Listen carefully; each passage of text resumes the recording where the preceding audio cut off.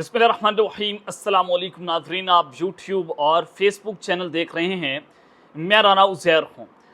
नदकम budget पेश कर दिया गया है, लेकिन अभी भी इस्लामाबाद के ड्राइंग रूम्स में बहुत सारी चीज़ें डिस्कस हो रही हैं। हैजानी कैफियत है और इस वक्त की जो सूरत हाल है कि इस्लामाबाद में हलचल मची हुई है, दौड़ें लगी हुई हैं, क्योंकि कुछ बहुत बड़ी अनहोनी हो सकती है। जी हाँ, मैं कुछ बड़ी खबरें लेकर आपकी खिदमत में हाजिर हुआ हूँ। सबसे पहली खबर पर आज जनाब हमने बात करनी है कि इमरजेंसी इन हाउस तब्दीली या फिर असम्बलियां तहलील कर दी जाएंगी। तीन ऑप्शंस हैं इस वक्त और ताकतवरों ने सर जोड़ लिए हैं। इस वक्त क्या अंदर खाते चल रहा है और कल वज़ीर आज़म शहबाज शरीफ का हंगामी खिताब भी है कौम से। सूरत हाल किस जानिब जाती हुई दिखाई दे रही है, इस्लामाबाद में क्या कुछ डिस्कस हो रहा है, अंदर की खबर मैं आज लेकर आया हूं जो आपके सामने पहली बार हमारे इस यूट्यूब चैनल से ब्रेक होगी। और फिर दूसरी खबर पर जनाब हमने बात करनी है कि मरियम नवाज जो हैं उनकी वजारत आला भी बढ़ चुकी है, वो भी चंद दिनों की मेहमान है। आज जनाब एक नया मैच पड़ा है और मरियम नवाज जो है अब उनके भी दिन पूरे हो गए हैं। एक बहुत बड़ी खबर है, वो मैंने आपके सामने रखनी है। और फिर चीफ जस्टिस कादी फायज ईसा जो हैं उनकी इमरान खान के खिलाफ साजिश व रंगे हाथों पकड़े गए हैं। उस हवाले से कुछ एक्सक्लूसिव खबरें हैं, लेकिन अगर आपने चैनल को सब्सक्राइब नहीं किया, चैनल सब्सक्राइब कर लें, बेल आइकन को दबा दें। आने वाली तमाम तरह अपडेट्स आपकी खिदमत में बर वक्त पेश होती रहें। नदकम सबसे पहले मैं एक खबर T20 वर्ल्ड कप के हवाले से आपके सामने रख देता हूं कि पाकिस्तान की टीम अभी भी अगर मगर का शिकार है कि अगर अमेरिका की टीम या यूएसए की टीम जो है वो आयरलैंड से अपना मैच जीत जाती है तो फिर पाकिस्तान का सुपर 8 पे जाना नामुमकिन हो जाएगा।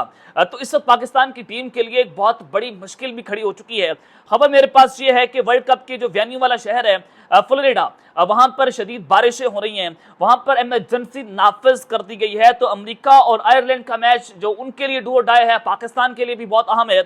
और वो मैच जो है वो अब कहीं और मुकाम पर खेला जाएगा, कल का मैच है। और मैच अगर ड्रा भी हो गया तो फिर पाकिस्तान की टीम जो है वो वर्ल्ड कप से जनाब बाहर हो जाएगी।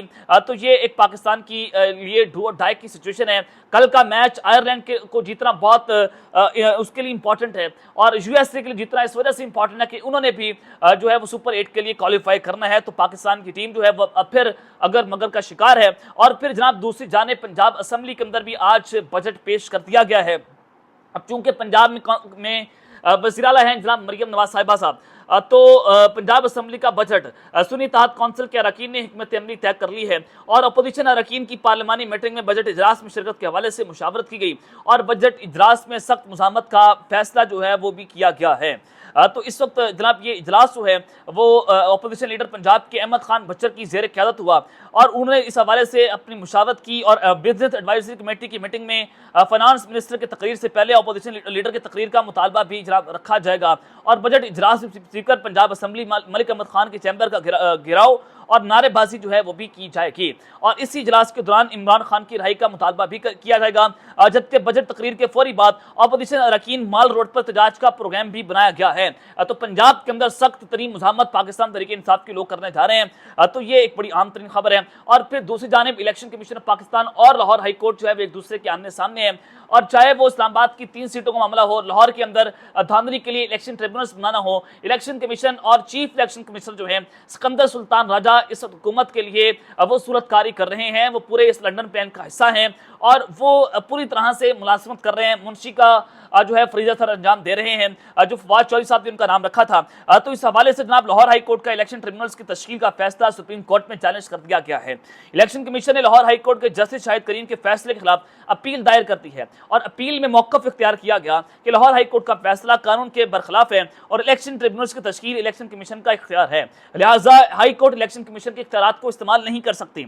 अपील में अदालत से इस्तदा की गई है कि supreme court Lahore high court के फैसले को कलअदम करार दे और अपील को कल समाअत के लिए मुकर्रर किया जाए। अब इलेक्शन कमीशन को बहुत उम्मीदें हैं, जाहिर है चीफ जस्टिस उनके अपने लगे हुए हैं। कादी फायज ईसा साहब जो हैं रिमोट कंट्रोल हैं, जहां से फैसले आते हैं वो पढ़कर सुना देते हैं। पीटीआई को दीवार से लगाना हो इलेक्शन को जो है वो सवालिया निशान इसके ऊपर लगाने हो, चीफ जस्टिस कादी फायद ईसा का इसमें मरकजी किरदार है और चीफ इलेक्शन कमिश्नर साहब का मरकजी किरदार है। तो ये एक बड़ी डेवलपमेंट हुई है लाहौर हाई कोर्ट और इलेक्शन कमीशन के दरमियान। तो इस पूरे सिनेरियो के अंदर जनाब मैं आपको एक और चलें बड़ी खबर दे देता हूं कि चीफ जस्टिस कादी फायद ईसा जो है वो इमरान खान के खिलाफ उनकी साजिश जो है वो आज रंगे हाथों पकड़ी गई है। वो कैसे पकड़े गए हैं? जनाब इस्लामाबाद हाई कोर्ट ने साइफर केस में इमरान खान और शाह महमूद कुरैशी जो है उनको बाइज्जत बरी कर दिया। वो केस उड़ गया था, मुकम्मल तौर पर उस केस का सफाया हो गया। अब जनाब हुकूमत ने साइफर केस में इमरान खान और शाह महमूद कुरैशी की बरियत के खिलाफ जो फैसला है इस्लामाबाद हाई कोर्ट का, उसको सुप्रीम कोर्ट में जनाब चैलेंज कर दिया है। अब ये मामला क्या है? FIA ने जनाब अपील दायर कर दी है सुप्रीम कोर्ट में वजारत दाखिला के जरिए। इस्लामाबाद हाई कोर्ट के फैसले के खिलाफ अपीलें दायर की गई हैं और दरख्वास्त में मौक़िफ़ इख्तियार किया गया कि हाई कोर्ट को साइफर केस में अपील सुनने का इख्तियार ही नहीं था। लेकिन जनाब आपका प्रोसिक्यूटर वहां पर जाकर यह बात कर रहा था कि साइफर में जो बातें इमरान खान साहब ने की हैं वो बिल्कुल दुरुस्त हैं। तो कौन से ग्राउंड्स के ऊपर जो है फैसला स्टैंड कर रहा था? इस्लामाबाद हाई कोर्ट ने उस फैसले को जनाब उड़ाकर रख दिया और यह असूल तयशुदा है कि जब पार्लियामेंट कानून में कोई बात ना लिखे तो अदालती फैसले के जरिए उसमें इजाफा नहीं किया जा सकता। तो फिर यह भी बात दुरुस्त है कि जब असम्बलियों पार्लियामेंट में जो कासिम सूरी साहब ने रूलिंग दी थी तो उस वक्त के चीफ जस्टिस उमर अता बंदयाल ने रात को अदालतें खोलकर उस रूलिंग को कलअदम करार दे दिया था। वो भी चीज़ जनाब आपके सामने।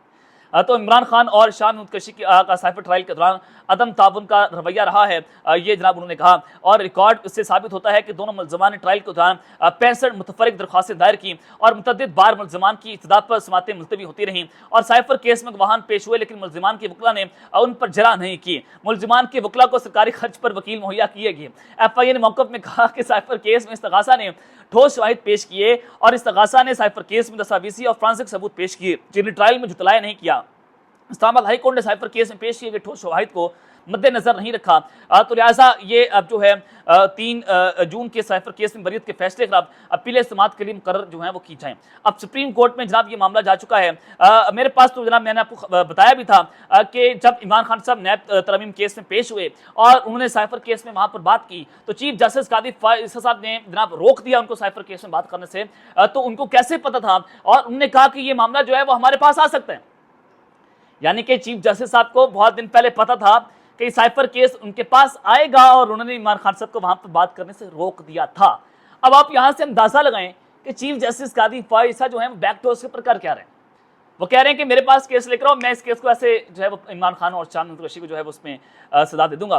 तो हम जो है आपके लिए कैसे बैठे हैं, हमने तो आपकी खिदमत करनी है, तो ताकतवरों की खिदमत करने में पेश है कादी फायद ईसा साहब। और फिर जनाब इस मुख्तसर फैसले के खिलाफ जो है वो अब सुप्रीम कोर्ट में यह अपील दायर कर दी गई है। और जनाब मैं आपको ये भी बता दूं कि इस मुकदमे की अपील सुप्रीम कोर्ट से अब जो आ सकती है कि जबकि साइफर केस का जो हाल सुप्रीम कोर्ट में 22 दिसंबर को हुआ था, जो 2 रुकनी बेंच ने इसके ऊपर फैसला सुनाया, इमरान खान और शाह महमूद कुरैशी की जमानत हो चुकी थी सुप्रीम कोर्ट ऑफ पाकिस्तान से। तो जो फिर हाई कोर्ट के अंदर जो सारा कुछ हुआ तो तवक्को नहीं की जा रही थी कि FIA जो है वो वहां जाकर अपील दायर कर देगा, लेकिन अपील दायर कर दी है। बैरिस्टर सुलेमान सफदर साहब जो हैं वहां पर भी ये पूरे केस को संभाल लेंगे, तो कोई बड़ी बात नहीं है। और फिर जनाब दूसरी जानिब मरियम नवाज की वज़ारत आला जो है वो भी इस वक्त बढ़ती हुई दिखाई दे रही है। जब से तक इज्जत का बिल जो है वो उन्होंने पास किया, उसको कानून बना दिया है कि सहाफ़ियों को यरगमाल बनाया जाएगा। और फिर एंकर इमरान खान रियाज के खिलाफ जो मुकदमे का मुद्दई था वो उसका ताल्लुक पाकिस्तान मुस्लिम नवाज से, और फिर जनाब वो मरियम नवाज का पोलिंग एजेंट था। और आप सब बेहतर तौर पर जानते हैं कि मरियम नवाज जो है फॉर्म 47 की MP हैं और वो जाली सीट के ऊपर वज़ारत आला पर आई हैं, वज़ीर आला बनी हैं। और अगर उनकी एक सीट का फैसला आ जाए तो वो वज़ीर आला क्या बल्कि MPA भी नहीं रह सकते, तो उनका MPA रहना बड़ा मुश्किल हो जाएगा अगर लाहौर के इलेक्शन ट्रिब्यूनल से कोई फैसला बड़ा आ जाए। तो मैं आपको सबसे पहले ये खबर दे दूं कि पंजाब असेंबली के बजट इजलास में हुकूमती इत्तेहादी जमात पीपल्स पार्टी के अरकान शरीक नहीं हुए।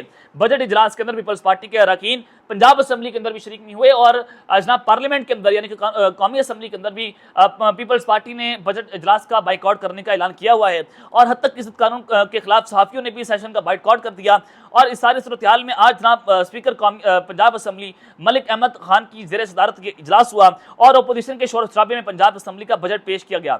और हद तक इस कानून के खिलाफ सहाफ़ियों ने पंजाब असेंबली के बजट सेशन का बाइकआउट कर दिया। और इस मौके पर सहाफ़ियों की जानिब से हुकूमत मुखालिफ नारे लगाए गए और इसके अलावा हुकूमत हुकूमत की इत्तेहादी जमात पीपल्स पार्टी के अरकान भी असेंबली से जनाब गैर हाजिर रहे और अपोजिशन अरकान यानी कि पीटीआई ने भी इस बजट को मुस्तरद कर दिया है और डेस्क बुझाकर शदीद एहतजाज किया गया। अब एक चीज तो यह कि पीपल्स पार्टी ने ही कौमी असेंबली में और पंजाब असेंबली में मरियम नवाज और शहबाज शरीफ के खिलाफ जो है वो अदम एतमाद कर दिया है, वो इन पर यकीन नहीं रख रहे। तो कुछ बड़ी अनहोनी यहाँ से हो सकती है। मरियम नवाज के लिए कुछ बड़ी अनहोनी ये है कि पीपल्स पार्टी उनके साथ नहीं खड़ी, और दूसरा ये है कि चौधरी परवेज राही साहब की जो रिहाई है उसको बड़ी शक की निगाह से देखा जा रहा है कि मरियम नवाज इस वक्त पंजाब की वज़ीर आला और चौधरी परवेज राही साहब जो हैं वो रिहा हो गए हैं और अपने घर बैठे हुए हैं। वो भी कुछ ना कुछ अंदर खाते कोई बड़ी गेम डाल सकते हैं पाकिस्तान तरीके इंसाफ के साथ मिलकर।